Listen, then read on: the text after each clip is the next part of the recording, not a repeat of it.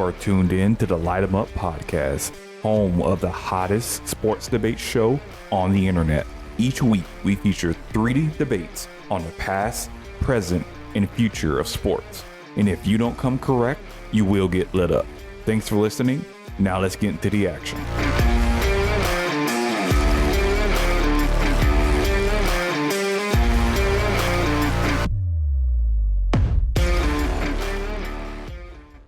I'm going to bring in here Lily and EasyMoneyNelly, who will be taking part in our first ever debate tournament. Lily, Nelly, what's going on?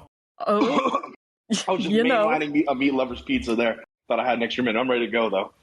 Okay. There's no time to eat after cooling down, dude. You got to find it when you can. No, for sure.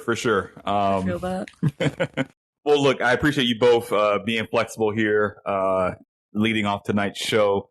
Before we get into it, for those of you that have not been aware of our first ever debate tournament, here's the quick rundown. So we're going to have a field of 8 debaters. We're going to have a field of 8 debaters going through. They've all picked their favorite movie, and they're going to be competing to have the title of Best Movie of All Time. Now, these debates are going to be a lot more succinct. They're only going to be 10 minutes. We're going to have 1 minute each of opening statements, 6 minutes of crossfire, and 1 minute of closing statements. So you got to come quick. You got to come fast. So our first debate will be between Miss LilySchu, our season 1 champion. She's 1-1 here in season 2, 7-1 in all time. And she's going to have Tonya, and she will be going up against EasyMoneyNelly, who is undefeated here in season 2, 2-0 and 5-3 of all time, and his pick of Raging Bull. And the winner of this debate will go on to face Patrick Rush and Cap No Cap, who will face off on next week's show with their picks of Rocky 1 and Rocky 2, respectively. So, Lily, as part of the rules for Light 'em Up, you are the lady. So you get to pick. As the lady, you get to go decide if you want to go first or defer to go first in the closing statements. What do you choose? I'd like to go first so I can go last in the closing statements. Okay. All right. Well, with that said, the floor is yours as soon as you're ready. All right.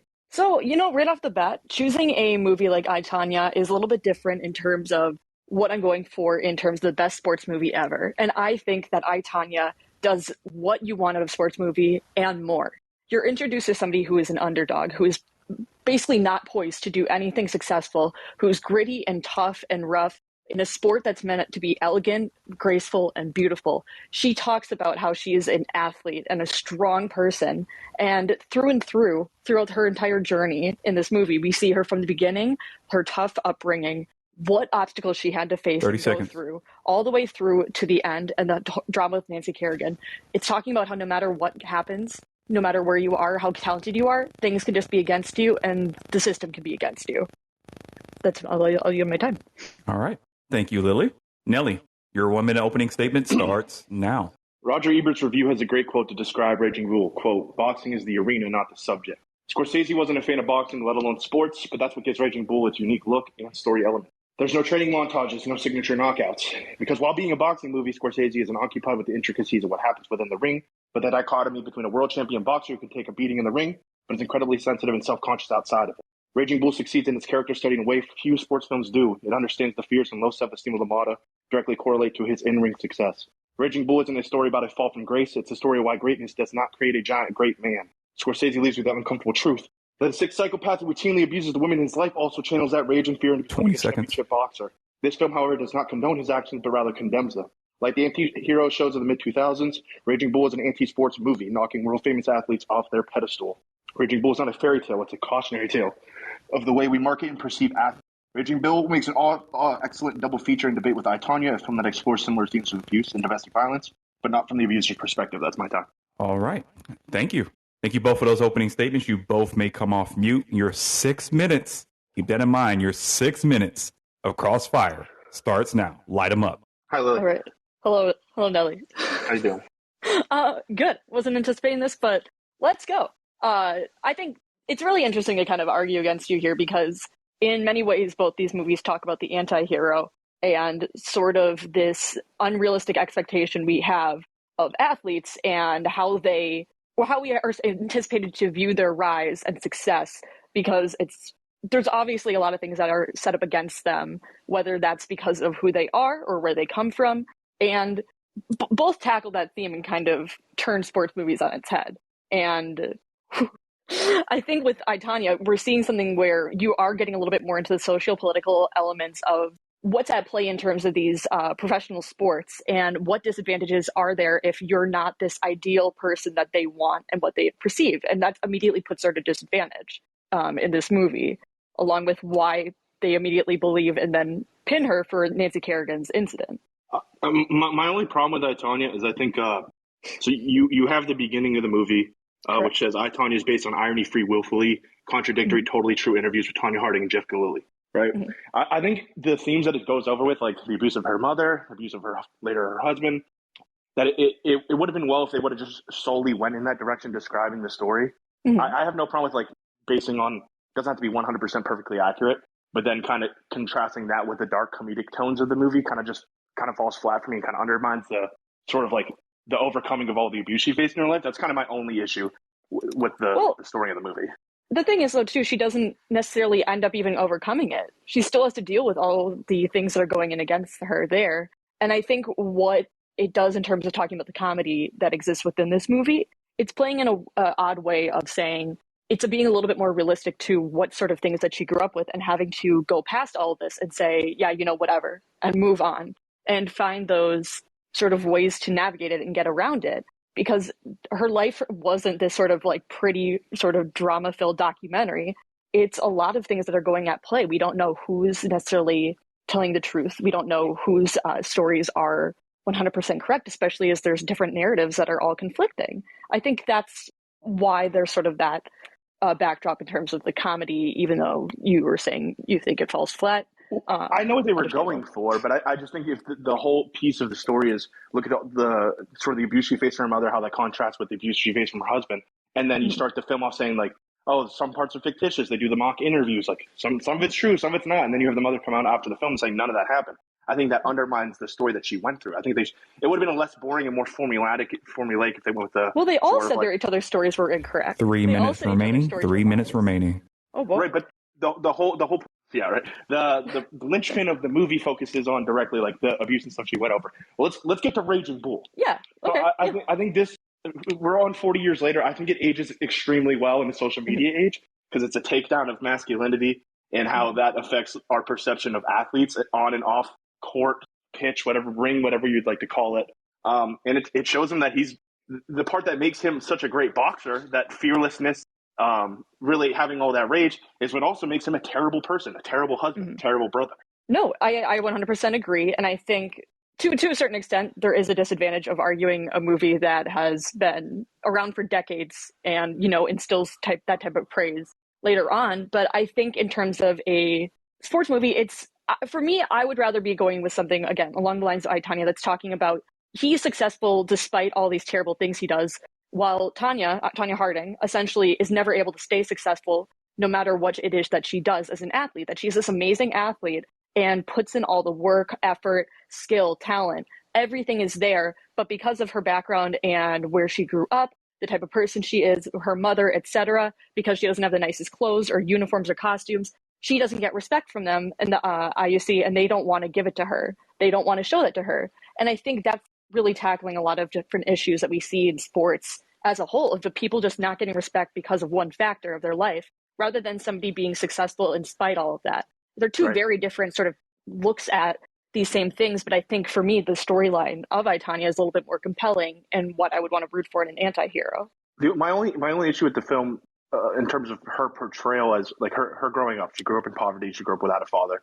I think the issues that she faced post the Kerrigan incident and even her time in the Olympics were like, hey, she's brash, she doesn't like fit into any of these stereotypes of what a figure skater is that they don't do anything to dispel those myths. They just say, oh, she was poor, her mom is loud, she's loud. Like, we don't know anything about her friends, her family, her likes and interests. It's just, she's a sort of not a one-dimensional, because that's not a fair characterization because it's a great movie, but there's not much depth to her other than the Kerrigan incident leading up into the Olympics. It's kind of like, because she was built to only do one thing and one thing only, and that was compete. She had nothing else that she was supposed to do as a person. It didn't matter what else was going on.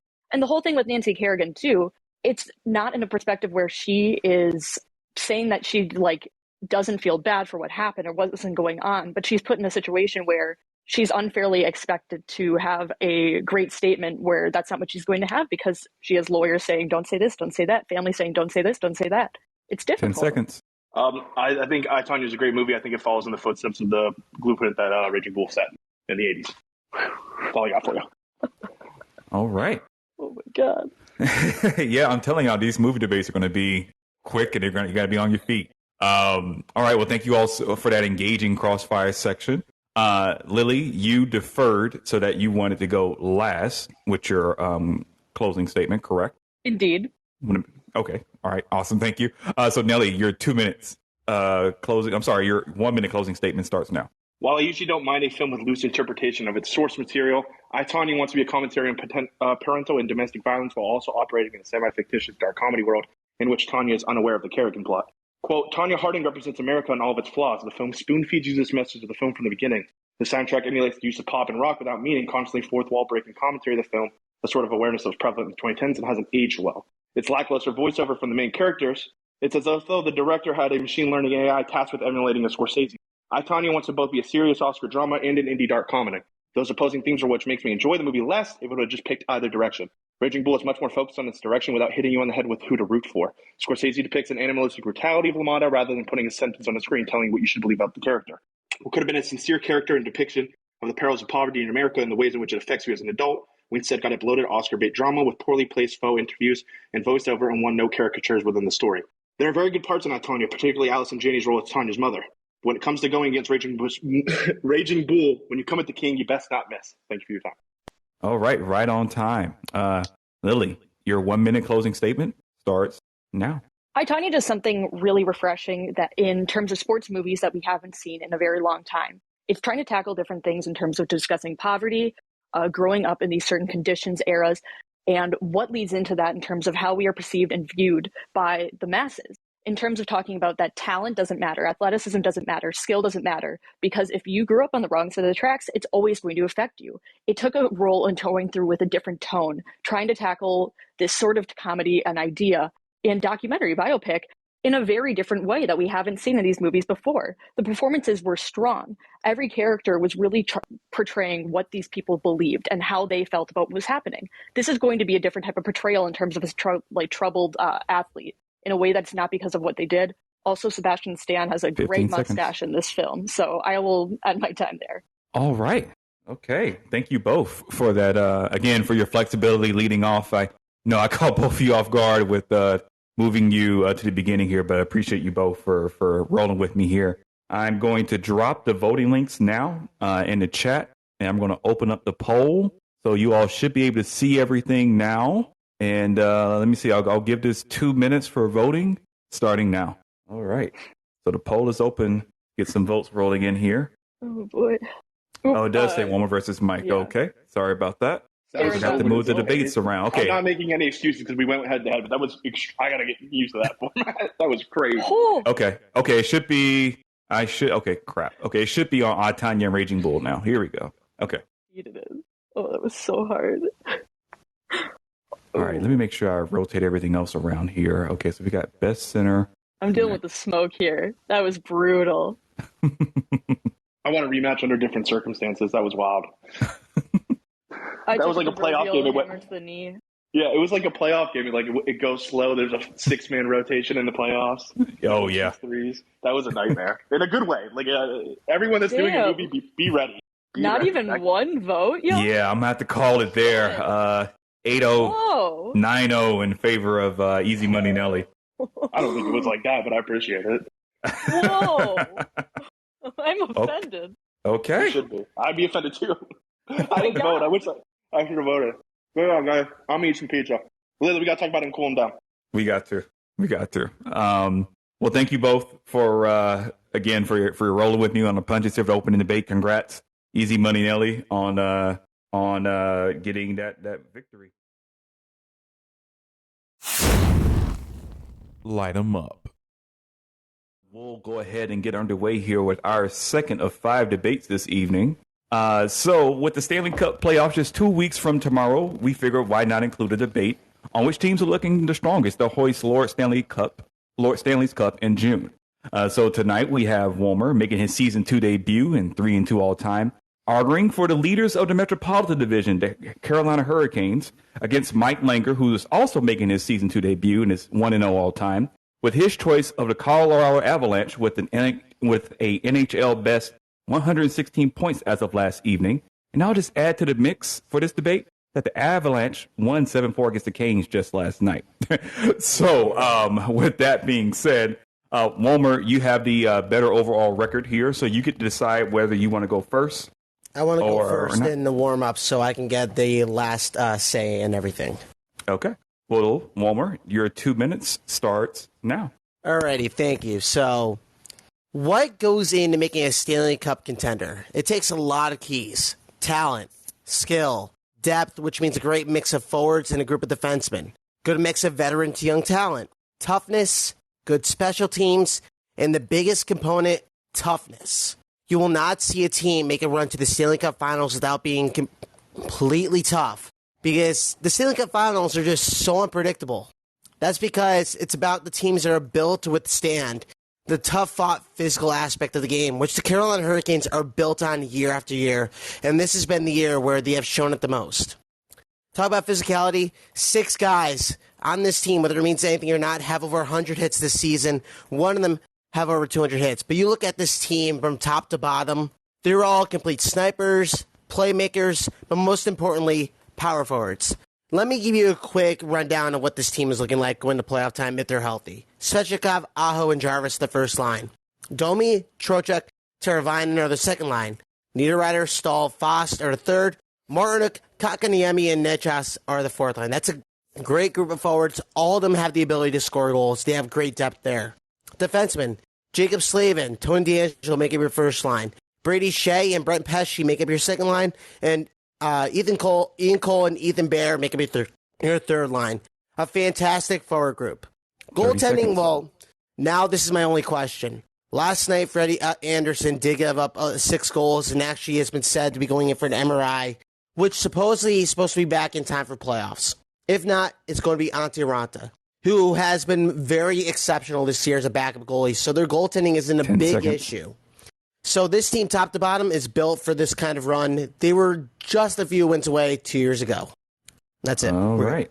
Thank you, Josh, for that opening statement. Mike Langer, your 2 minutes starts now. So, Josh, how convenient that you left goaltending till the very, very end, because Frederik Andersen in Game 7s with Toronto and with Anaheim, does not look very good. He was one of the big reasons why the Leafs just have not won a first-round series in the last couple of years. So the goaltending question for Carolina is real. While they are a solid team elsewhere, yes, but I really question what they have in net. I have a lot more trust in Darcy Kemper and Pavel Francouz. And you mentioned toughness right off the top. Well, I think Colorado is pretty darn tough as well. Wasn't Nathan MacKinnon the guy who advocated or got upset for his teammates for not eating to a T before every single game? He would call out players that wouldn't eat properly, wouldn't prep properly. So Nathan MacKinnon, he is pretty tough. And also he is a superstar center in this league. Nazem Kadri, yes, he's had an issue with suspensions in the past. He is pretty tough as well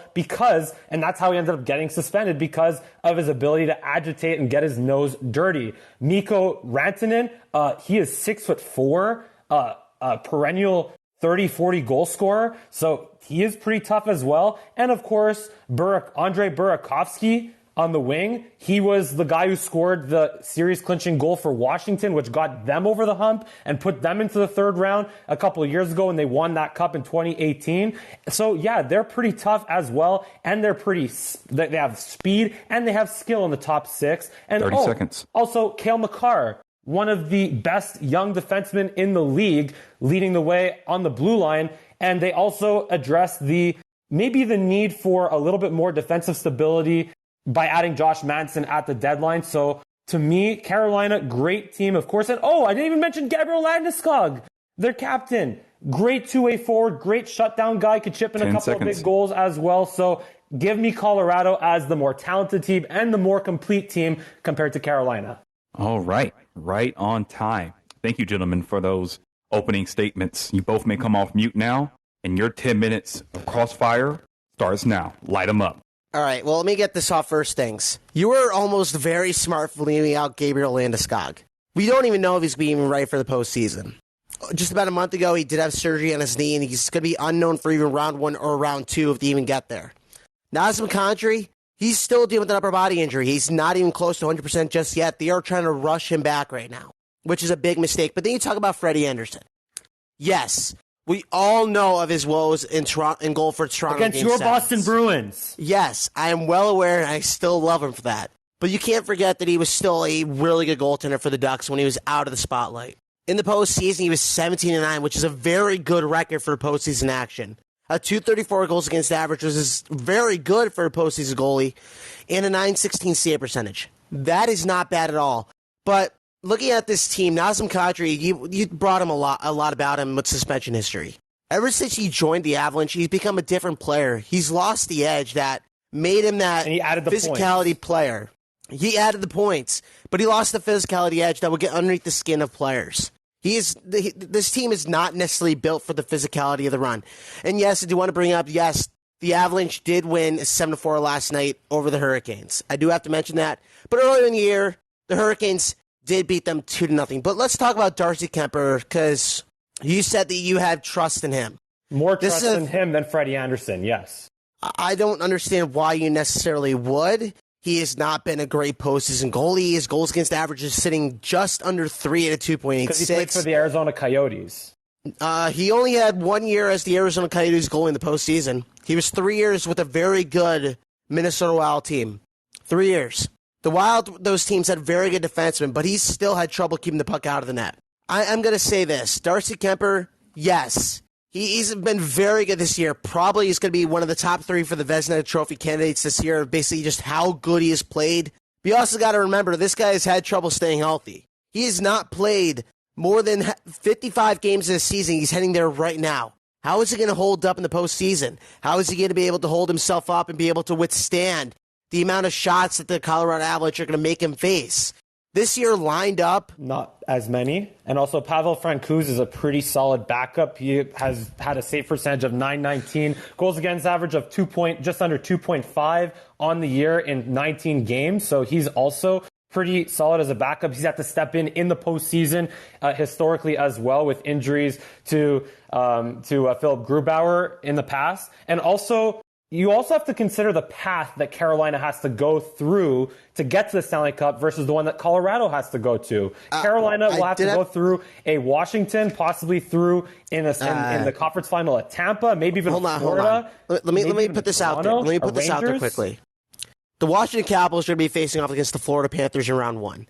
I don't see any way the Panthers let up on their 9 or 11 game win streak right now and somehow fall out of that little spout that has them as the best record in the East. They're going to be facing off against the Boston Bruins team, a team they have beat 3-0, 7-1, and 6-0 this season. All 3 starts were Freddie Anderson's. And then you're saying that they might have to face the New York Rangers? Okay, they're 2-1 against Tampa. Andre Vasilevsky, the guy who won the Conn Smythe last year, and a big reason why they won the Stanley Cup the previous year, and could be a reason why they three-peat this year. All right, well, they're 2-1 this year against Tampa, all 3 starts of Vasilevsky's. Their only loss was in the overtime. Regular season, but in the playoffs, the beautiful thing about the NHL playoffs, or any playoffs for that matter, is the regular season means absolutely nothing. The Leafs owned the Canadiens last year in the regular season, but they blew a 3-1 series lead and lost. The regular season means the Leafs always choke in the postseason. The Leafs always choke in the postseason. We all know that. But yes, but it's not just the Leafs. Tampa has to be able. The Raptors got smoked by the Sixers yesterday, even though the Raptors beat the Sixers in the regular season series. So in any sport, the regular season... Gentlemen, let's keep it all hockey. Let's keep it all hockey. As for now, you look at the West, Colorado, their biggest threat is really Calgary. LA is promising, sure, but they're no don't Tampa. necessarily a threat, no. They're no Pittsburgh, with the experience between Crosby, Malkin, Jeff Carter, who won the Cup in LA way back when.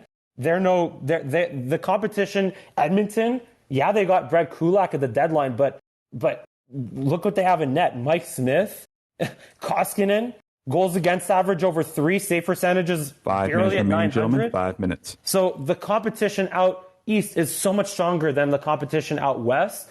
and Colorado, being the better team, could honestly cruise their way to the Cup final, even though, sure, they haven't made it past the second round with McKinnon and Rantanen and this current core, sure, but the path to the Cup final is much easier for Colorado than it is for Carolina. Okay, you're talking about teams that will be tough. What about Minnesota? Minnesota's a team that have actually shocked everybody the past couple seasons with how well they have played.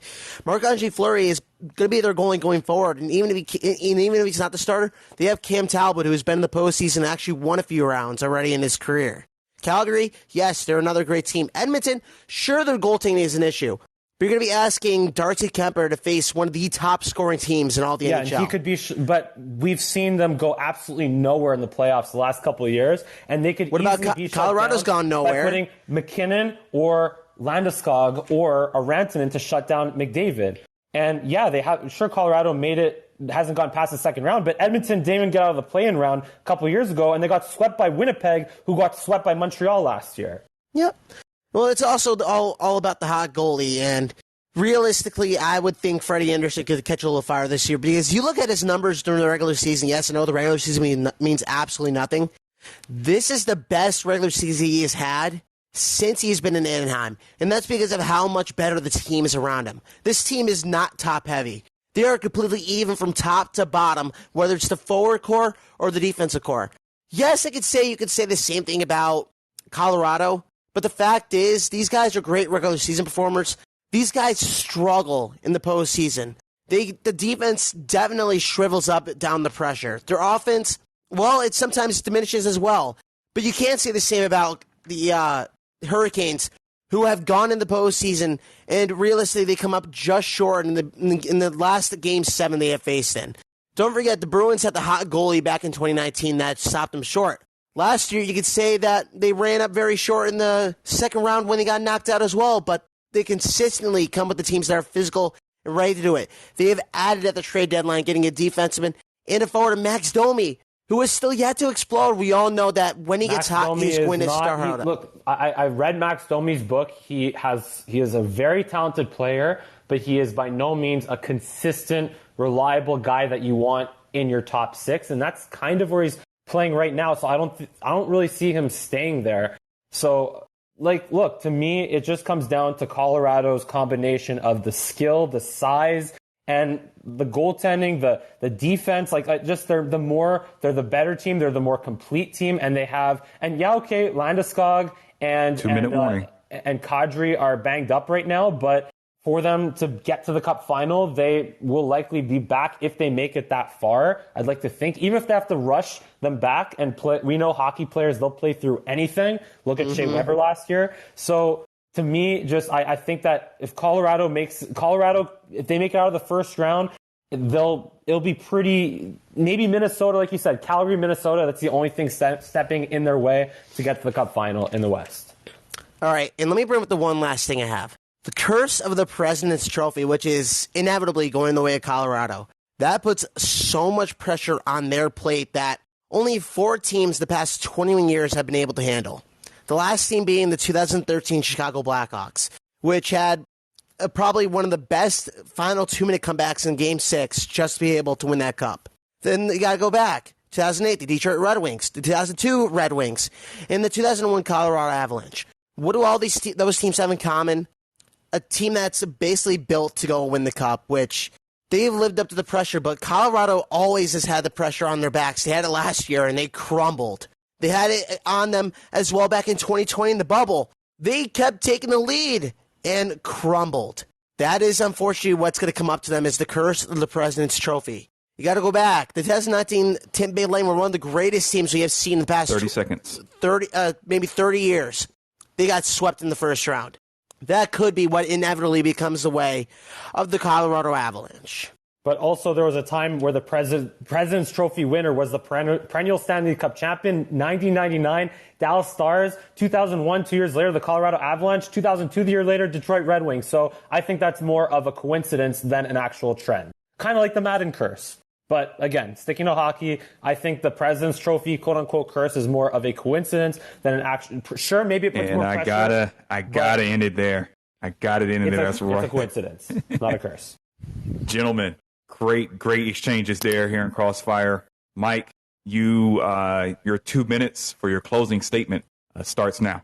So again, President's Trophy, it's a coincidence, not a curse, just because of the parity in the NHL. That is why teams are able to upset the President's Trophy winner every single year, and it's 1 out of 16 teams. So to me, I'm not worried about that. What I am concerned about or paying attention to is, again, the fact that Colorado has the more skilled, high-end skill at center. Nathan McKinnon, better than Sebastian Aho. Nazem Kadri, when he comes back, great as the number 2 behind McKinnon. Rantanen, Landeskog when he comes back. Lehkonen, who won the series-winning goal for Montreal last year. So they add a little bit of toughness and grit as well at the deadline, including Josh Manson to supplement Cale Makar. On the defensive side and in net, give me Darcy Kemper and Pavel Francouz over Freddie Anderson, who maybe has good numbers in the playoffs, but when it comes to Game 7, he is a choke. So the better team, Colorado, easier path to the Cup than Carolina, who, again, could run to a Tampa, a Pittsburgh, a Florida, a Toronto, if Toronto figures things out, like I mentioned. So that's why Colorado is my pick to win the Stanley Cup this year. All right. Thank you, Mike. Walmer, over to you. 2 minute closing statement starts now. All right. The Colorado Avalanche is a great team, but then there's the Carolina Hurricanes. This is one of those teams that are deep enough where you just can't see a team possibly beating them 4 times in a 7-game series. There are 6 teams that I think could be a real threat to them that they're either going to play or just going to be a threat to them that they possibly could play. The Bruins, Rangers, Penguins, Panthers, Maple Leafs, and Lightning. They have a winning record combined against those teams during the regular season, and that's mainly due to the part of just how physical they can play. The Carolina Hurricanes are a team that is all around very good.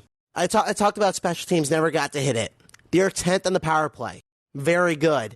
They are first in penalty kill, which is so big in the postseason. You got to be able to lock down special teams, especially when you're man down. I also talk about defensively. They are the best team defensively against shots. They allow only 28.2, which is the lowest among all NHL teams. You want to know where the Avalanche are? They are 20th in the NHL out of 32 teams. They give up 32.1 shots per game. You're going to be asking a goaltender who's not very good in the postseason to have to contend with that against teams that are marginally much better offensively than some of the teams they might have faced. It's going to be very difficult. You want to ask about the threats to them? I consider the Stars, Wild, Blues, Flames, Oilers, and Predators to be threats. 30 seconds. They were not very good, and they still have to face those teams down the stretch. They still have 2 games to face, once against the Oilers, once against the Blues. They're going to be facing a lot better teams down the stretch that they have to face up against. They might want to keep those top-tier guys in against that they might get banged up heading into that postseason run. That will inevitably make them, once again, come up short. That is why I think the Carolina Hurricanes are going to be that team that will go and win it all this year. And time right there at the buzzer. All right, gentlemen. Thank you for that very, very entertaining debate. I'm going to open up the voting now, and I've made sure that I'm on the right debate. So there are the links. 2 minutes for voting is now started. Now resume the debate, and now you should see. Yep, there we go. All right. Out of the gate here. Going back and forth here. Okay, we have Mike. Oh, nope. Now it's Walmer. I feel like I'm watching like a Kentucky Derby race right now. Okay, Walmer pulling ahead here. He has 6% of the vote with 10 people voting. 12%. Okay, that is 13 votes in. There's 15. There's not enough votes left. Walmer, you are going to take this one. You're going to take this one. 57 to 42%. That's Thank fantastic. you, gentlemen. Great debate, Mike. Great debate. Excellent, gentlemen. Thank you so much for coming on tonight. Light 'em up.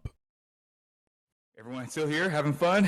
We're about to go into debate number 3 of 5. I'm going to welcome Cap No Cap and Zach Cantrell here for our third debate, and we're going to determine who is the best NBA center of all time. Okay, up there is Cap, and here's Zach. Hopefully I can see both speakers this time. All right, thank you for having me. Of course. All right, I got Cap. Let me see if okay, now I can see both of you guys. Okay. Thanks for having me, y'all. Cap, it's going to be a fun debate, man. Yeah, it's going to be lit. I'm a fellow Cleveland Cavalier fan. Yes, sir. All right, so let me set the stage for this one. Our third debate of the evening, which will take us to the association to debate who is the best center of all time. Okay, so Cap No Cap, who's making his season 2 debut, is 1-0 all time, and he will be arguing for the 11-time champion, 12-time All-Star, and 5-time MVP Bill Russell against Zach Cantrell, who's making his season 2 debut, 0-1 all time, but in his pick is 6-time champion, 6-time MVP, and 19-time All-Star, Kareem Abdul-Jabbar. And happy belated birthday, Kareem, if you happen to hear this podcast. All right. So, Cap, by way of having a more all-time wins, you get to choose whether you want to open or you want to defer. What's your pick? I'll open now so I can have it last. Okay. All right, sir. Well, with that, your 2-minute opening statement starts now. All right. So Bill Russell may not be the ideal pick for the best center in NBA history, but he should be the first candidate. He was the centerpiece of the most successful dynasty in NBA history. Russell led the Celtics to a 9-1 record as a player and a 2-0 record as a player coach in the finals. A career 15.4 points per game and 22.5 rebounds per game. His statistics may not jump off the screen, but remember, defensive statistics were not recorded until the 70s. And he only played 13 seasons and retired in 1969. Don't let the 13 seasons fool you. He is an 11-time NBA champ, 5-time NBA MVP. Finals MVPs were not counted until 1969. A 12-time All-Star, 3-time first team All-NBA, and 8-time second team All-NBA, and a 4-time rebounding champion. To say that anybody is a better center than Bill Russell is crazy to me. Now, saying there are better players that played at the center position, you can maybe say that. But nobody embodies the center position like Bill Russell. Hard-nosed, defensive first, and a straight-up dog on the block. Could grab a rebound, bring it down the court in 3 dribbles and either dunk it over you or pass it to one of his 8 Hall of Fame teammates over the years to hit a mid-range jumper because threes weren't a thing until 1979. That's all I have for you. All right. Thank you, Cap. Zach, your 2-minute opening statement starts now. All right. So now when we talk about the greatest players of all time, who are the first 2 names that get brought up? Michael Jordan and LeBron James. Michael Jordan because he's won 6 championships in 6 appearances. LeBron James because he's taken his team to the finals 10 times. Well, Kareem Abdul-Jabbar did both of those things. He won 6 NBA championships and his team went to the playoff 10 times, went to the finals 10 times. He went to the playoffs 18 times. And this is a guy that played 20 years long before Kobe Bryant and LeBron James and Vince Carter made that in vogue to play 20 years. And he did it in a much more physical era. When he retired in 1989, he was the all-time leader in points, games played, minutes, field goals made, field goals attempted, blocked shots, defensive rebounds, career wins, and personal fouls. And he's still the record holder in points scored, field goals made, and career wins. So he's the winningest player in NBA history. He's ranked 3rd all-time in rebounds and blocked shots. And think about this. He's the greatest college basketball center of all time. He lost 2 games. He lost less games in college than it took Jesus 3 days, in the less number of days than it took Jesus to rise again. That was 3 days. Kareem Abdul-Jabbar is the greatest college center of all time. He's the greatest NBA center of all time. And think about this as well. He was the first guy to really bring the player empowerment era into the NBA because he forced a trade from the Milwaukee Bucks. And he's inspired countless others that have followed him along the way. And so you want to talk about the GOAT? Kareem Abdul-Jabbar is not just the greatest center of all time. He might be the GOAT, period. 30 seconds. Oh, all right. That's all I got. right on cue. Okay. Well, gentlemen, thank you for those engaging opening statements. You both can come off mute, and your 10 minutes of crossfire starts now. Light them up. All right, so I'm going to start right here. The hardest part of this debate is convincing the masses that a man that averaged 15 points per game is a better player that scored over 38,000 points, of course. But let's talk about this. Russell in his prime would be a player that not only never had a losing season, but he always went to the playoffs. He could have done this on the St. Louis Hawks, who gave him to the Celtics, who ended up being the only team that ever beat him in the finals. Not only was he the best player on the Celtics every single year, he was able to lead them to the finals every year except for 1 year, which is 1967, the year that he first became the player coach. So understandable that he may not have won that year, but every other year he was outstanding. And Kareem, what are we really talking about here? Like, we're talking about the center position at the end of the day. True, And but think about this as well. The Boston Celtics of the 50s and 60s are the greatest dynasty in sports history because they have the greatest coach of all time in Red Auerbach, because they had guys like John Havlicek and Bob Cousy to help carry him. Kareem Abdul-Jabbar, until he got to Magic Johnson, all he had was Oscar Robertson. And as far as the draft, yeah, he could have been, as far as the Celtics are concerned with Bill Russell and the Hawks, yeah, that's a big what if. Kareem Abdul-Jabbar has the biggest draft what if of all time because he was very close to signing with the ABA, and that would have made the ABA the serious league of that time. You already got Julius Erving, you got Bobby Jones, you got more high-flying offense back then. And if you had the world's greatest center, that's the greatest draft what if of all time. And it belongs to Kareem. Kareem didn't play with some of the best players in his era, while Russell was playing against majority of the best players in his era because he was playing against Wilt Chamberlain, Oscar Robinson. He was playing against Bill Sharman. He was playing against a lot of top-level guys back in the days that don't get looked at because they played 40, 50 years ago. But a lot of these guys did a lot of things that today's players could never do, and that's grab 20 rebounds and block 6 or 7 shots a game because they don't have that same effort. They don't have that same endurance.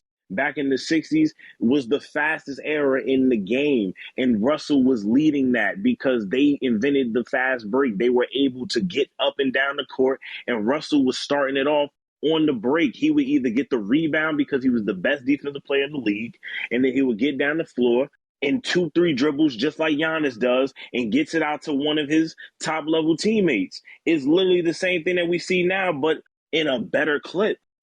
But here's the thing. Bill Russell was done by the age of 34. Yeah, he played in the NBA for 13 years. Kareem Abdul-Jabbar was the Finals MVP in 1971. 14 years later, he was also the Finals MVP in 1985. So in between the length of time of Bill Russell's career, Kareem Abdul-Jabbar won MVPs. He did coach, and that is a big factor in this. I can't deny that. But he had a great coach in Pat Riley. He did have Magic Johnson. But Kareem Abdul-Jabbar, there was a reason up until 1987 he was the centerpiece of that team. It was not the greatest point guard of all time until the 7th season of his respective career. And Kareem Abdul-Jabbar... That's because Kareem had already played 4 years on the Lakers losing before they even got Magic. Don't forget, Kareem was able to skate away with an MVP award while not making the playoffs. So one of those should get taken away, and then they both have the same amount of MVPs, but that's just a what if. So I'm not going to take that away from him. But that is one of the cases. His first year on the Lakers, the only reason why he wins the MVP is because he goes to a new team and he still continues to dominate, but they weren't able to win nothing. And then every year after that, they made it out of the first round one time, and then they lost, and then they had 2 separate coaches in Kareem's tenure before they got Magic there. And then they ended up having 2 coaches before they was able to get Pat Riley. So they weren't perfect. That's fair. But Kareem also, think about this. Red Auerbach is who Bill Russell had his entire career before he was the coach. So Bill Russell never had to deal with a different style, never had to deal with revolving door of teammates. And Kareem Abdul-Jabbar started the player empowerment movement era because he forced himself out of Milwaukee. That was a good team at the time, but he wanted to be in LA and he was tired of Milwaukee. And think about this as well. Kareem Abdul-Jabbar is known for having the greatest shot in the history of basketball, the skyhook. There was no possible way to stop that. And the reason that came about is because they banned the dunk in college basketball because of Kareem Abdul-Jabbar. He could not dunk. They thought that would limit his game. In fact, it made him better in college. Like I said, he's only lost 2 games. He's a 3-time MVP of the NCAA tournament. He's the only player to ever do that. Bill Russell was a great college player, but he was not the same college player that Kareem Abdul-Jabbar was. He wasn't the same college player, but he still won championships in college, and he was also a high jumper, and that's why he was so athletic and so dominant in college. And he only played a couple of years in college and then went to the NBA to dominate some more, where he never lost. He never lost. He always had a winning season. And remember this, he had top-level talent on his team. Remember that. But they weren't able to make the playoffs the year before he got there. But you know what the Lakers were able to do the year after Kareem left? They were still able to make the playoffs, and they won 60 games. Did they win the championship, or did they get to the finals? They did not. They went to the finals 8 times during the 80s. The Celtics didn't make the playoffs before Russell got there, and they didn't make the playoffs the year after Russell retired. So the Lakers did go to the finals the following year. That is true, but that's because they had Magic Johnson. And then after that, the Lakers weren't relevant again until Shaquille O'Neal and Kobe Bryant came to town. So That's Kareem correct, leaving but did have long-lasting effects. That has more to do with Magic Johnson than it does Kareem Abdul-Jabbar, because Magic Johnson was supposed to be there until Shaq got there in 1996, but he wasn't, and you know that. So it has nothing to do with Kareem's. It has nothing to do with Kareem's impact. Yes, it does, but it doesn't at the same time, because they were a two-headed monster. At the end of the day, Russell was the monster, and he had the minions at the bottom that would do his dirty work. That's why he never scored 30 points per game, because he had 4 other guys that could drop at least 15 points per game while he got his 15 and got 25 rebounds and defending the best player on the floor, because he was able to defend 1 through 5, something that Kareem never could do. Because I bet Kareem never had to guard 1 through 5 because he didn't have the help there. But think about this. Bill Russell is arguably in the greatest individual rivalry of all time. Well, Wilt owned him statistically. Yeah, and the reason the Celtics won those games, Bill Russell had a part in that, but because he had the better teams. And when you look at Wilt Chamberlain's career numbers, he had 55 rebounds in a game against Bill Russell. Bill Russell's one of the greatest rebounders of all time. But Wilt Chamberlain ate him up statistically throughout his career. And, we mentioned the all-time blocks earlier. Well, Kareem Abdul-Jabbar's third all-time in that department, but they weren't recorded until the 4th year of his career. So who knows what his actual block number is at this point. And he's the third all-time leading rebounder, despite not being a great rebounder in the back half of his career. Think about this, though. Bill Russell isn't even on that list, and he's probably number 1 on that list because it's known that he averaged at least 6 blocks a game, but they weren't recorded. So we're not even going to talk about the blocks, because Bill Russell puts him to shame, because he was the first player to really block, because they thought that basketball was supposed to be horizontal, but he was the first player to really go vertical and send shots out. And they were like, what are you doing? Just like Kareem changed the game with dunking, not only did he change the game with blocking shots, but he changed the game with fast 2-minute warning, gentlemen. Because they called it the Celtic offense, not the fast break. They called it the Celtic offense because Bill Russell and Red Auerbach came up with it. And in 62, when Bill Russell won the MVP over Wilt when he averaged 50, they met in the playoffs, and he shut Wilt down and dropped 30 points in the game 7 to beat him. And then on top of that, Kareem Abdul-Jabbar has been swept in the finals twice, and that's never happened to Bill Russell. He's never been swept, and he's 10-0 in Game 7. Well, Kareem Abdul-Jabbar was hurt in 1983. That was part of the reason he ended up getting swept by Dr. J, Moses Malone, and those great 76er teams. So that was a big factor in that. But he was Rookie of the Year. He's a 6-time MVP. By the way, only Michael Jordan has ever won as many MVPs. Yeah, you can take one away. You can possibly make that argument, but the fact of the matter is he's a 6-time MVP, twice as a Finals MVP, Sportsman of the Year. And you can make the argument. And Bill Russell have the same amount of MVPs at 5. You can make the argument Kareem Abdul-Jabbar is the smartest basketball player of all time. And not only that, because of his writing, his activism, which was a big factor. But think about this. He also made the greatest athlete cameo of all time, Airplane. We're going to talk about movies later on, but Airplane's one of the funniest movies of all time, and he had the greatest cameo in athlete history in that movie. That's going to be a big factor. And Kareem Abdul-Jabbar still ain't had no time to do that. He was too busy fighting civil rights and while playing basketball, while being the best basketball player of his generation, until Kareem came in and he was able to do something different. He was never the rebounder or the defensive presence that Bill Russell was. 20 seconds. He was the offensive juggernaut. But Bill Russell would have been able to be more of an offensive juggernaut if he didn't have to rely on guys like John Havlicek and Bob Cousy. Kareem ain't no slouch defensively. 11 all-defensive teams and 19 all-star selections. That's still an NBA record to this day. All right, gentlemen. All-stars out of 20 years. All right, gentlemen. I'll have to end it there. Very, very passionate back and forth. Appreciate you guys having those arguments there. Zach, you are going to go first with your closing statement, and your 2 minutes starts now. Okay, so here's some testimony for some all-time legends. Pat Riley, yes, he's his former head coach, but Pat Riley knows basketball as well as anybody. He said, why judge anymore? When a man has broken records, won championships, endured tremendous criticism and responsibility, why judge? Let's toast him as the greatest player of all time. Isaiah Thomas said, if they say the numbers don't lie, then Kareem is the greatest player to ever play the game. Julius Erving said, in terms of players all time, Kareem is still the number one guy. He's the guy you got to start your franchise with. And this is in the day when franchises were starting their franchises with centers, and Kareem Abdul-Jabbar was always the first pick. He has the most unstoppable shot in the history of basketball, the sky hook. Nobody's ever been able to defend that. Nobody's ever tried that shot again because they can't possibly do that. Kareem is one of the most durable superstars of all time. 95% of his team's regular season games that he played in, and he averaged over 20 points a game in 6 seasons after claiming his final MVP in 1980, including 23 per game in his 17th season at age 38. That is still a record that LeBron's probably going to break next year. LeBron's going to break his scoring record in all likelihood next year, but he's had that scoring record for 37 years, which is just an incredible accomplishment. He's been named to every anniversary team that has ever been mentioned in the history of basketball. You know, he's one of the most durable players. I said he began a year-round conditioning program at age 26. He was one of the first guys to do yoga, and he impacted basketball more than anybody in his era. The all-time legends will tell you he's the greatest center of all time. And at this point, when you just look at all of his records with 10 finals trips, which is half of his career, 6 championships, he's tied Michael Jordan. Why are we just arguing Michael Jordan and LeBron James as the greatest players of all time? Kareem Abdul-Jabbar not only has a case to be the greatest center of all time, he has a case to be the GOAT, period, regardless of position. Bill Russell does not have that argument as the GOAT at any position. I'll leave it at that. All right. Thank you, Zach. Cap, you can come off mute, and your 2-minute closing statement starts now. All right. So before I get to my actual closing statement, we're going to say this right here and right now.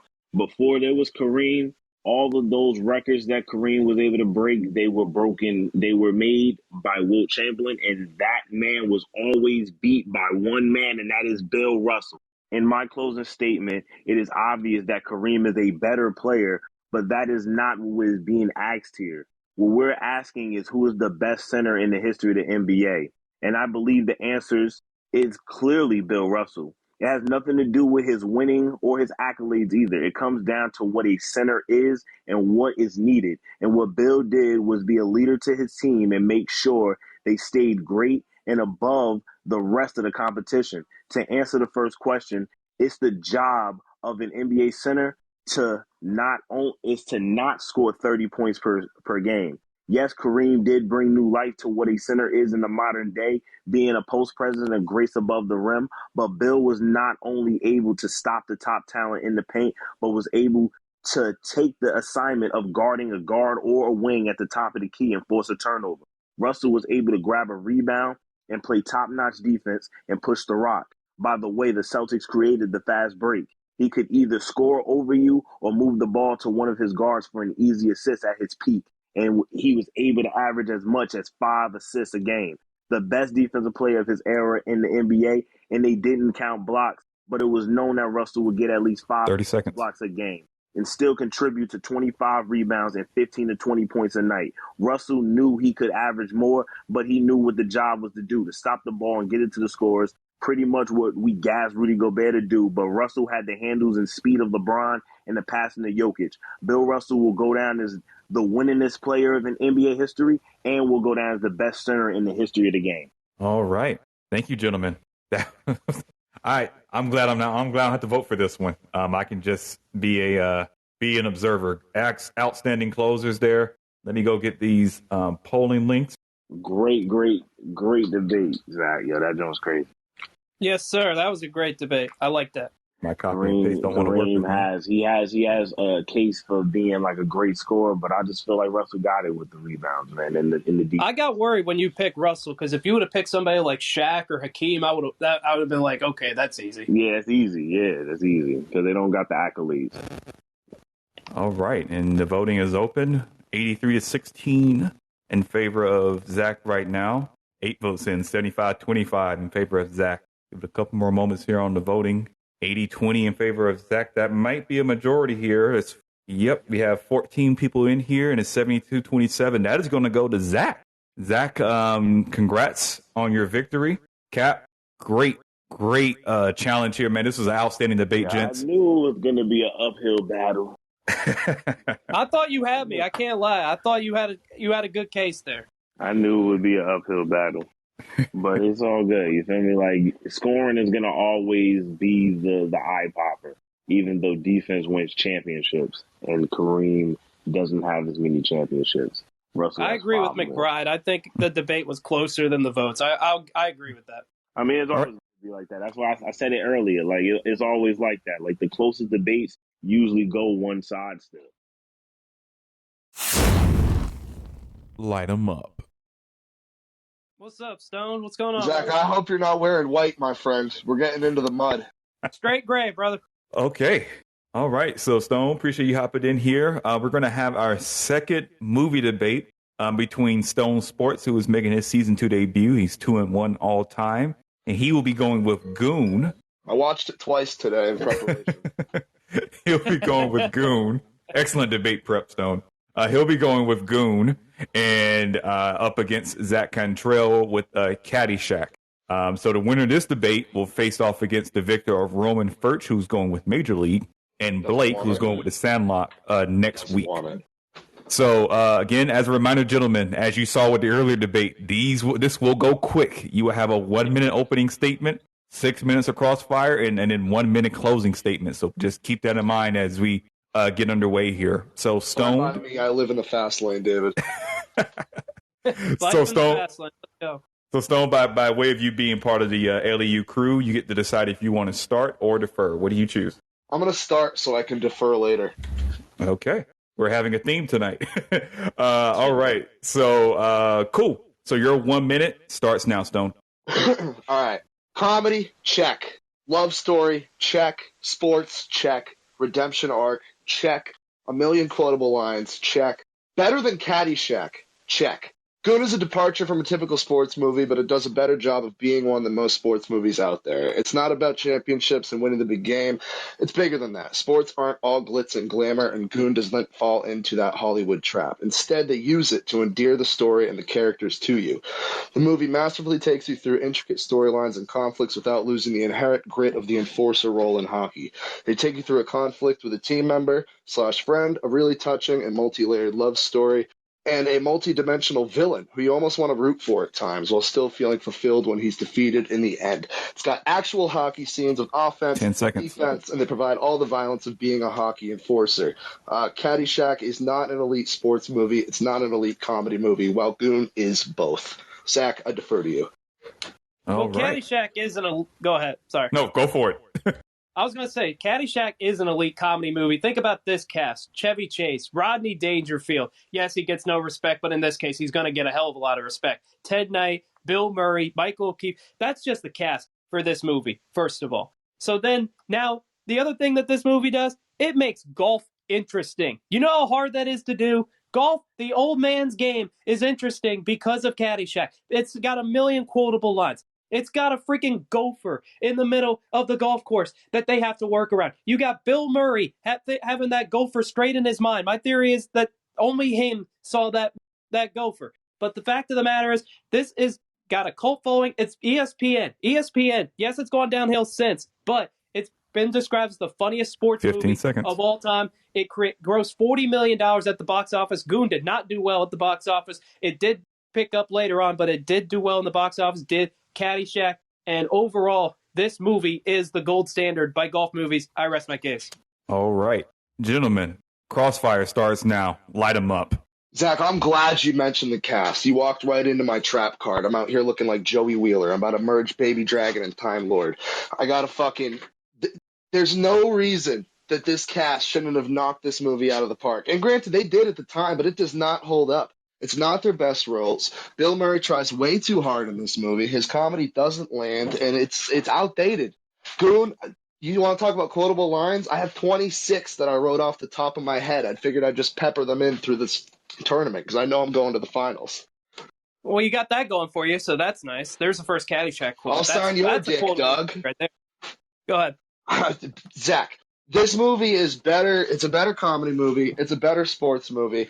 I don't really know where you're going to try to take Goon down here. I mean, I got an 8 seed in this tournament. I should be the one.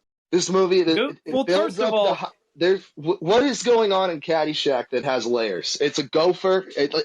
Even the end, there's a golf game. It leads up to a shitty joke. They blow up the hole. The ball goes in. It's hacky. The whole movie is hacky. The thing is, not every sports movie has to make sense. The more obnoxious it is, the funnier it is.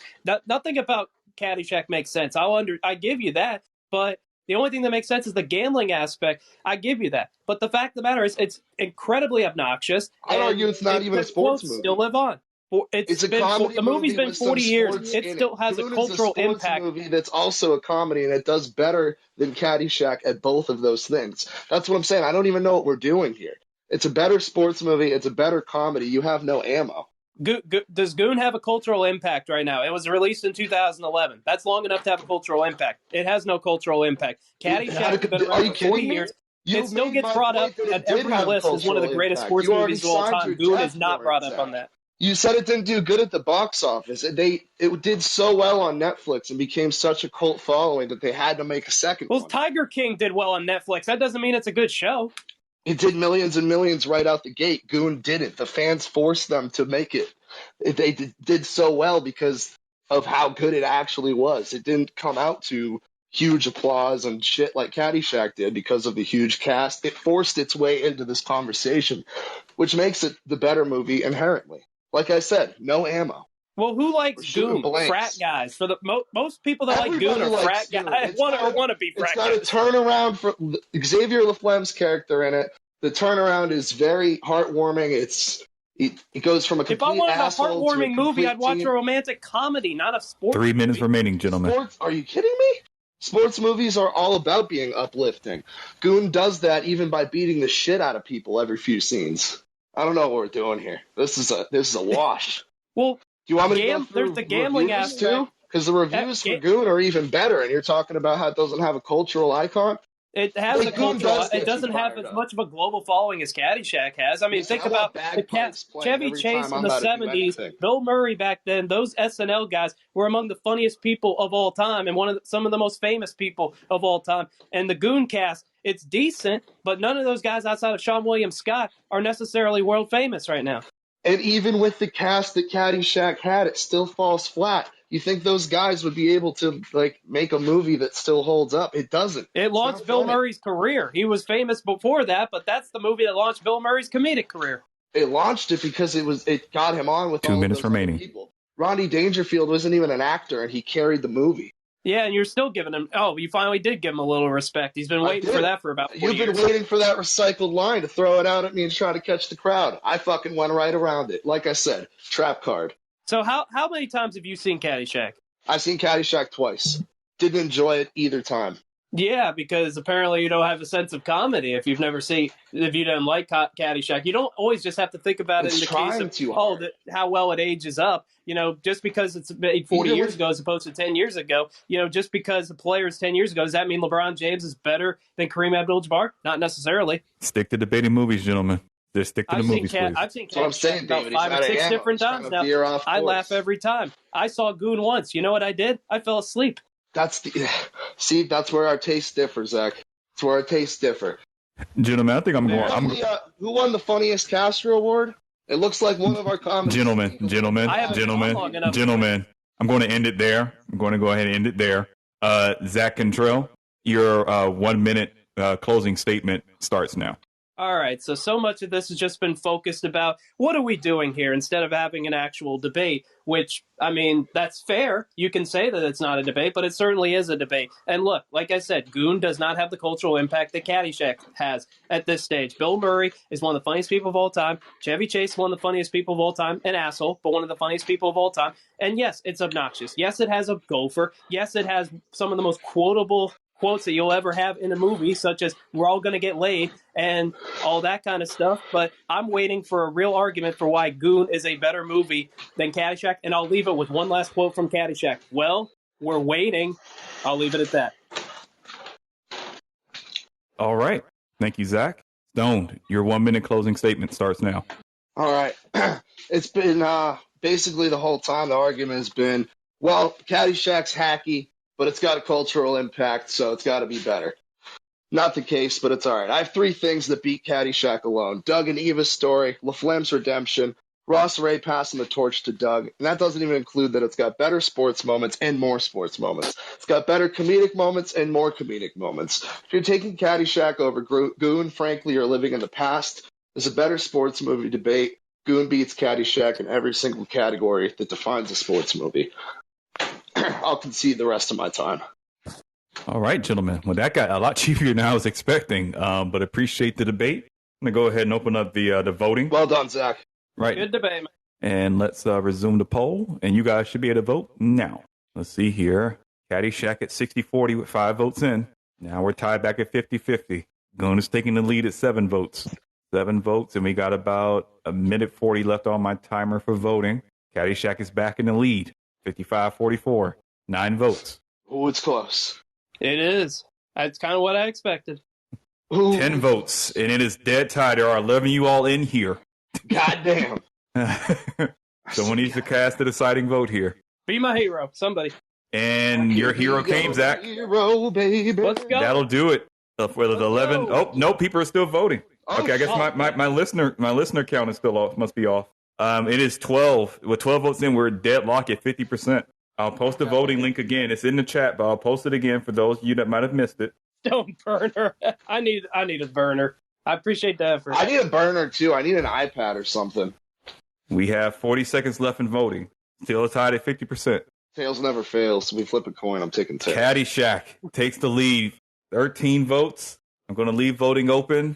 Timer still has about 20 seconds left. Stop the count.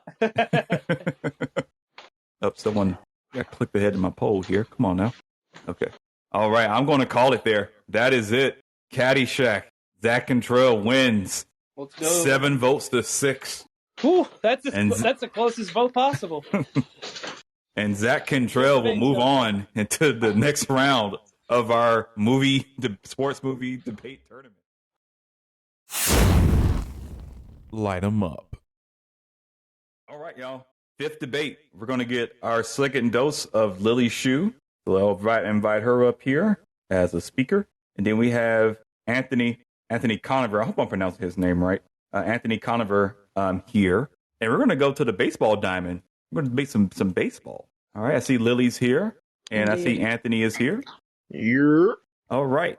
Now, these two wanted me to clarify that they are going to be debating the best bounce back player of the year in baseball. I said comeback in the promotional material, so I apologize for that. But we're doing best bounce back player of the year. Lily will be making her case for Jackie Bradley Jr., and Anthony will be making his case for DJ Mayhew. So, again, Lily, will you be choosing to open or defer? I'd like to defer. All right. Lily will be deferring. Anthony, your 2-minute opening statement starts when you're ready. All right. Sounds good. So obviously going with DJ LeMahieu here.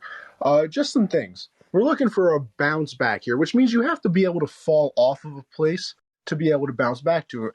You look at some stats. DJ batted 364 in 2020. Obviously that was a shortened season, but still. Then he falls down to 268, which is well below his career average as well. Very important to look at, which was 300. We are 8 games into the season right now. He's already back up to 280. Very early. Very early. I understand. I absolutely understand. But the important thing to remember about last season as well is the man wasn't healthy. When you're not healthy, you can't perform. Listen, you ever tried to hit a baseball with a stomach bug? Man was probably having to go to the bathroom in between the swings. You know what I mean? Had a little bit of a triceps injury last year as well. And the most important one, towards the end of the year, played through a sports hernia, which our very own Unwrapped Sports doctor, yes, an actual doctor, by the way, Deepak, shout out him, said that a sports hernia, especially in baseball, is basically impossible to play through. That is, swinging the bat, throwing the ball across the field would be very, very painful. So with all that, the man was hurt. He's coming back this year. They've dropped him down in the lineup as well, have a little bit more protection there rather than batting first. I think it's going to be a big bounce back year for him. Like I said, career 300 hitter, had a down year last year. We're talking about a two-time Silver Slugger Award winner, 2 batting titles, 3-time All-Star, finished 3rd in the MVP voting, 4th in the MVP voting in 2019. Big bounce back year coming for this man. I defer the rest. All right. Thank you, Anthony. Lily, over to you. Opening statement starts now. As a Brewers fan, I think back to the 2021 season with fond memory of Jackie Bradley Jr.'s otherworldly defense, yet wince when I recall his at-bats. His 2021 was abysmal. There's no better way to put it. In 428 plate appearances last season, JBJ put up a batting average of 163. That's only 63 hits over the course of the entire season. It was an automatic out every single time he came up. However, he stayed in because of his defensive dominance in the outfield. He committed no errors in 2021 and provided many game-saving catch. His WAR was a negative 0.7 in 2021, only being brought up slightly because of his defensive WAR being 1.3. He was horrifically terrible. However, like the Peter Jackson movie, Return of the King, JBJ is returning back to Boston. Of course, his career there has been significantly better than it was last season. A .238 batting average, 98 home runs, 696 hits overall, and a WAR of 18.4 in 8 years of play. You may pause and say, he made the Brewers suffer and cry so much last season and had just one of the worst seasons we've seen in baseball in a long time. Why would you be excited about it? What is there to hope for after this money pit was brought back to Boston? And here's where I say, rejoice and be glad, my friends, on this Easter Sunday. JBJesus has returned to the heavenly garden in which we call Fenway and is ready to bounce back and save his people from the evils of the AL East. All right.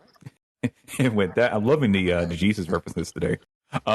With that being said, you both can come off of mute, and your 10 minutes of crossfire starts now. Light them up. Okay, you're really going to come out here and you are going to say that a bounce-back player is somebody who hit 268 last year because at some points he's been over 300? Again, I don't know how you can look at that and say that he hasn't done anything for the Yankees. The Yankees haven't done shit. That's such a big thing that you're going to say that somebody needs to be a bounce-back player when that was their average. If I want to see a bounce-back player, I'm expecting somebody who hasn't done anything and has been completely insignificant. That is not what DJ LeMay. We're talking about bounce-back player, but you're talking about JBJ, who literally has not done anything in his entire career. He's batting .230 for his entire career. You said he had a negative WAR. How do you have a negative WAR? And a down year for DJ LeMahieu, he had a 1.5 WAR. I know it was last season, but what what's the point? Season. How are you going to bounce back when you're that ass? How are you going to what are we bouncing back from? Dog shit to just bad? Is that what we're doing here? Nope. Here's the thing. I didn't want to go for the easy debate and just say just because somebody had a bad season, they're immediately going to have a bad career. I'm sorry. You might want to fix that one. Hey, I'm speaking. Listen to what I'm saying. Okay. Let's dial it back a bit, guys. Let's dial it back a bit. Come on. So here's my thing. Let me say that. Easily, this is a really easy thing for me to pick up and go, oh, if he has a 164 season and hits 1% better than he did after 163, that can technically be called a bounce back. I'm not saying it's just going to be that insignificant. I'm straight up saying it's going to be well over 200, might even be close to 300, closer to what we saw in his season. So something he's never done in terms of 2018. Something he's never done. Yeah, close to 300. Yeah, his highest career batting average was 283. By the way, he played 55 games that year, so he didn't have a chance to let the ass cheeks, hang out of whatever it was. I'm not having that in there. Again, you said 300. That's a batting average. Am I wrong? Only in the lineup because he's a good defender. Yeah, that is the only reason that's the only reason he has a job in the MLB. I mean, that's fine because DJ's in the lineup because he can actually, do one half of the baseball thing and actually hit, and then also has 3 Gold Gloves as well, and can play. Let's see, third, second, first. Yeah, and how's he doing? He's doing all right. Yeah, he is. He's batting 8 games in the season. He's back up to 280 from 268 last year. That if you want to go there, you said terrible average to have. 10 home 268 runs for somebody who was a career 300 hitter. RBIs. That for somebody who's a career 300 hitter, how was 268 not bad? Well, I'm not saying it isn't bad. I'm just saying that you're saying that that's he needs a huge bounce back from 268. That's not asking for a lot from somebody who's already been doing all these things. And honestly, again, I think asking for a bounce back like that when you're already saying that he's one of the most elite batters and hitters, that's not something that's going to be surprising. I'm not saying a bounce back player or a bounce back candidate has to be a shocker, but come on. The odds are not against DJ LeMahieu. There's nothing going against him. He plays for a market that everybody loves their team. Everybody loves the Yankees. They love what their guys are. I wouldn't say everybody. You got to go on Yankee Twitter every once in a while. I don't want to bring that in. Go on Yankee Twitter. Our own fans hate our team. Yeah, because you guys are just abysmal and you like to suffer amongst yourselves, but that's besides the point. I'm Brewers fan saying we're abysmal. That's bold. Okay, I'm not going to bring in my team. So here's the thing. One thing that I would like to say too, again, I didn't want to actually bring in his whole 2020 season because, again, that was his best season. But instead, in 55 games. In 55 games. That's what I'm saying. I didn't want to bring that up because I don't think that's fair to all of a sudden put that in terms of all of my argument entirely. Because he had one really good season. It was a shortened season. But again, that's why I'm saying disqualify DJ LeMahieu's 364 season. If you don't, Okay, I'll go to the year before. We batted 327, finished fourth in the MVP, won a Silver Slugger, and was an All-Star. Yeah, he's going to. Here's the thing, though. If you take that out, he's not gonna finish above 300. 300 what? Batting average? I don't know. Trees, oranges. He batted 327 in 2019. He batted 310 in 2017, 301 in 2015, 348 in 2016. I mean, if going from that to batting 268 is not a down year, then if you have a down year, you can also bounce back. Am I wrong? No, indeed you can. But I'm just saying I don't think it's a significant enough bounce back to say that he is going to be the player of the year, that he is going to be the one that's saving everything and doing all of this. Because again, every other year in his freaking career, other than 2021, has he, finished as a finalist in at least something. And, again, that's a lot to be said. That's a really amazing stat. But that happens to like a lot of players. Happens to players like Christian Yelich, Yasmani Grandal, all of these guys who were, at one point doing a lot more and we're kind of in this other position. You could even probably argue that too for guys like Aaron Judge, Giancarlo Stanton. But at the same time, everybody knows that DJ LeMahieu has been a consistently good hitter. When I see a 268 batting average and 10 home runs, 57 RBIs, 160 hits. 5 minutes remaining. I'm going to see that and go, yeah, that's a consistent bat. When I see somebody who's been who hit last season at that rate, I would go, okay, how much more of a bounce back does he need? He's still doing good enough. He's still doing enough to be there. Of course, he doesn't get awards and doesn't claim a claim for that, but he's not just like, hanging out and immediately being an instant out on his lineup. Like So if JBJ goes from 163 to 200, is that a bounce back? I said above 200 because that's what I'm expecting. Well, all right, fine. Well, no, that's fine. That's fine. Let's go with his career average, which is 230. Yep, correct. That's a bounce back. Did you research?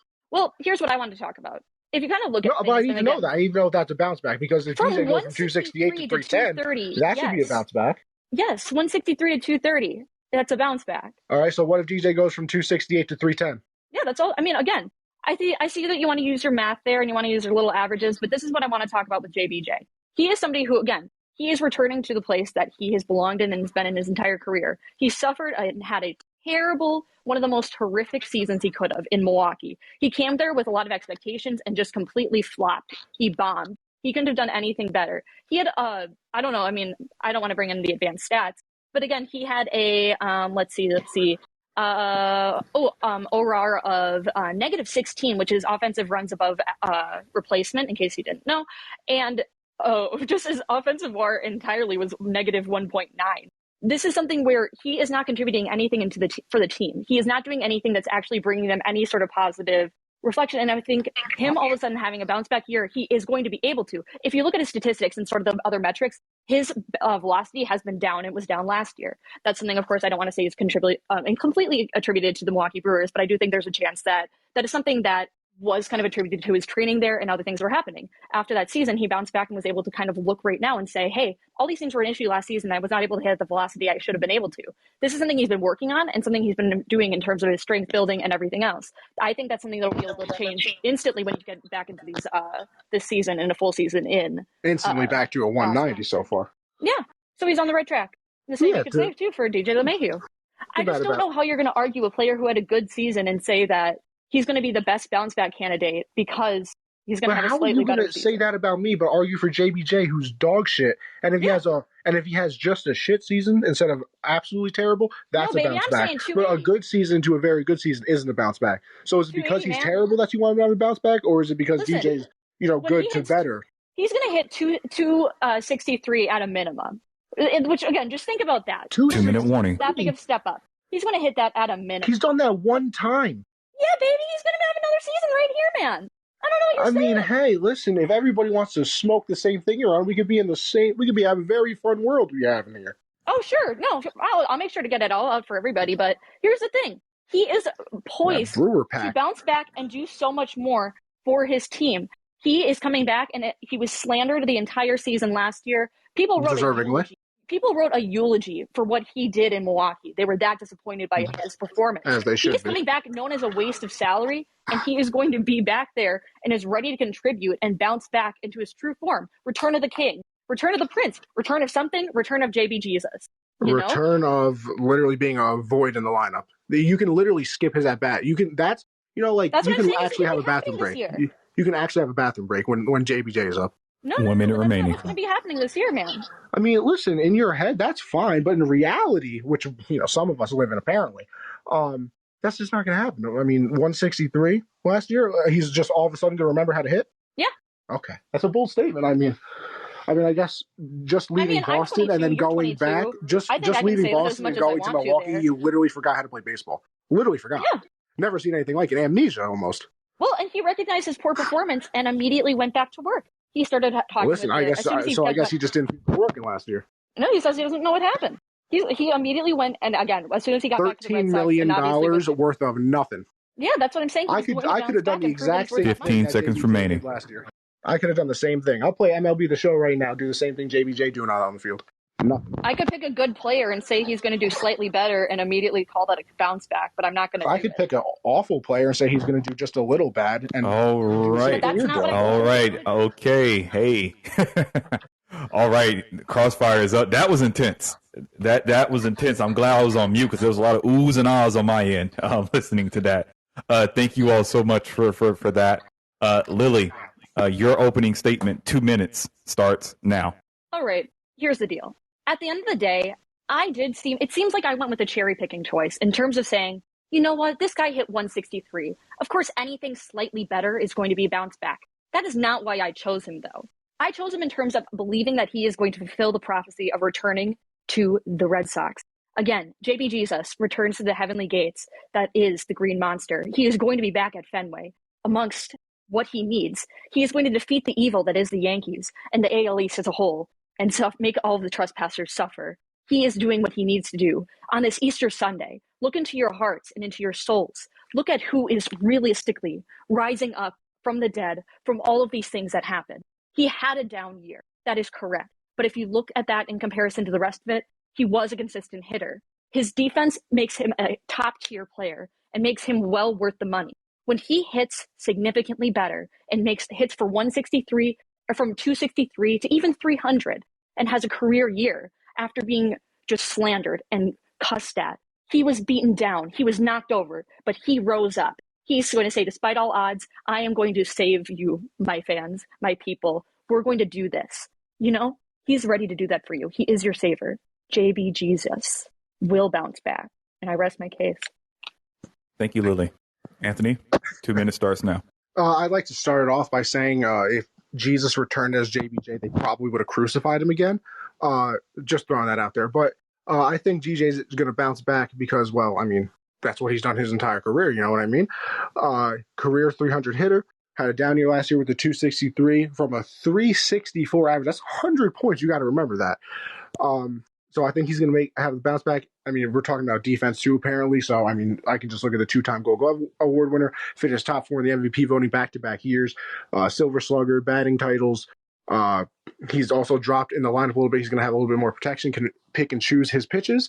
So if JBJ wants to go from, 163 to, 200, which is still, by the way, awful. Like we get on Joey Gallo for batting about 200. JBJ's batting 163. I wouldn't want him anywhere near my team. In fact, I probably would have put the nail in myself if I was him. But with that being said, DJ will bounce back, have an unbelievable year, probably be in the 300s. Lily's banking on something that has literally not one time ever happened in JBJ's career, which is bat near 300. I think his highest batting average was 267. So if you guys are smoking on that, good pack, well, let me know where you found it because I don't got the faith that she does. But I rest my case. All right. Let me find my unmute button here. Thank you for that, Anthony. All Amen. right. Let me, y'all been handing out sermons tonight. Good grief. Okay. Let me get the voting Christ has link. died. Christ is risen. Christ will come again. Okay. And they would have put him back down to sleep after that. Okay. So let me drop these in here. Okay. Here we go. Okay. There's the links. Let me start the poll. All right. And I realized I spelled DJ LeMahieu's name wrong. Tag on autocorrect. All right. Votes are coming in. 2 votes and is now tied. Oh, nope. 5 votes and Lily is pulled ahead. 7 votes. Lily is still ahead 62-37. Take a look at the listener count here. There are 12 of you all here. There's 9 votes, 55-46 for Lily, 60-40 for Lily. This could still theoretically be tied because there are 12 listeners here. Okay, 11. Okay, that's going to be a majority for Lily. So I'm going to call it there. Wow, what a way to end the show with that debate. Hallelujah. Thank you both so very much. And I want to thank everyone for listening to tonight's episode of Light 'em Up. As a reminder, you can listen to tonight's episode of Light 'em Up and all future episodes of LEU on all major podcast platforms. Just search for Light 'em Up and subscribe. I've also dropped the link there in the chat. Congrats to tonight's winners, and be sure to tune in to Cool 'em Down with Stoom Sports and EasyMoneyNelly immediately following this cast. Good night. Have a great Easter, a great Passover, and we'll see you all next week.